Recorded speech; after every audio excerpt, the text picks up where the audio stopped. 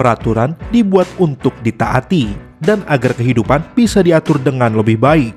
Tanpa peraturan dan hukum, hampir bisa dipastikan akan banyak kekacauan yang terjadi. Meski begitu, masih banyak orang yang tidak suka dengan peraturan dan terus-terusan melanggarnya. Hidup dengan kebebasan penuh dan tanpa hukum memang terlihat menyenangkan bagi sebagian orang. Namun, apa jadinya jika ada sebuah kota yang tidak ada hukum atau peraturan di dalamnya? Kali ini kami dari Frank Lorides akan membahas tentang wilayah tanpa hukum di dunia. Untuk lebih lengkapnya, silakan simak video ini sampai habis.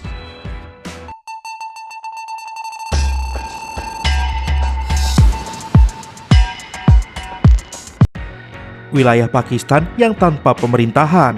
Di daerah perbatasan Afghanistan dan Pakistan, ada satu wilayah yang tidak memiliki pemerintahan.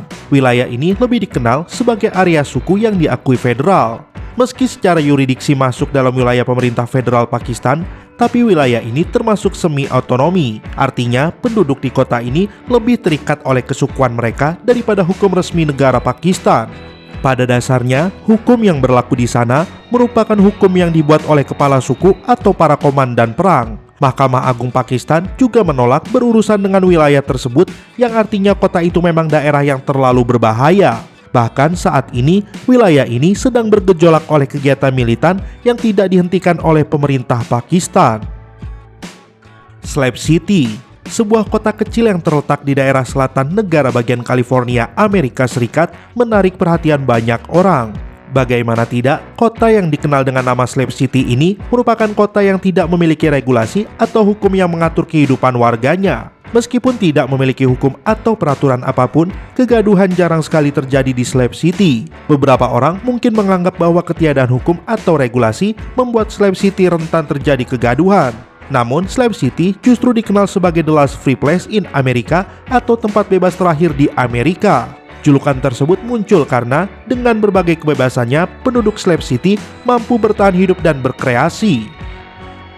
Pulau Sentinel. Pulau Sentinel Utara ini terletak di Kepulauan Andaman, Samudra Hindia. Pulau dengan luas 59,6 km persegi ini tidak terjamah, terpencil, dan tetap menjadi rahasia dari dunia luar. Suku Sentinel yang merupakan satu-satunya penghuni Pulau Sentinel Utara dengan keras melindungi tanah air mereka dari perhatian semua orang.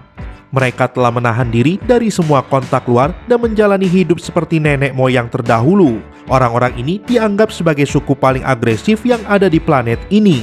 Meskipun Pulau Sentinel Utara adalah bagian dari Kepulauan Andaman dan Nicobar, mereka tidak berhubungan sama sekali dengan India. Begitupun orang-orang Pulau Sentinel Utara juga tidak tahu apa-apa tentang dunia yang ada di luar pulau mereka. Pengunjung dari seluruh dunia tidak seharusnya mengunjungi pulau ini. Pemerintah India telah melarang semua orang mengunjungi pulau ini. Kowloon Wallet City. Bayangkan hidup di lokasi sempit, kotor, kumuh, tak ada jarak privasi dengan tetangga, bahkan untuk menonton TV harus Anda lakukan di atap landai beralaskan semen. Itu pun harus bersama tetangga lain yang juga memiliki hidup sama kerasnya dengan Anda. Jangan mengira di atap itu Anda bisa melihat langit cerah, melainkan deretan tembok lusuh dengan jejeran jemuran pakaian tetangga. Memiliki luas 2.600 meter persegi, Kowloon Wallet City merupakan rumah bagi setidaknya 55.000 jiwa dan menampung tumpukan 350 bangunan. Rata-rata satu bangunan memiliki 10 hingga 14 lantai dan diisi 10.700 rumah. Hal itulah yang membuat kawasan ini menjadi tempat paling padat penduduk di dunia. Aturan dan hukum pun tidak berlaku di sini, atau dalam kata lain, warga Kowloon Wallet City bisa dibilang bebas melakukan apa saja yang mereka mau. Para penguasa daerah ini adalah para anggota mafia kejam, mucikari, dan pengedar obat-obatan terlarang.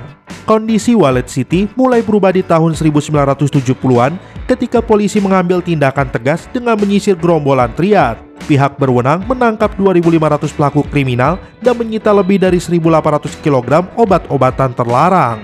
Sejak saat itu, kota ini mulai sering dikunjungi badan amal, masyarakat gereja, dan perlahan mulai masuk layanan publik seperti pengiriman surat dan air bersih. Namun usaha ini tak menyelamatkan nasib Wallet City yang diputuskan untuk dihancurkan pada tahun 1987.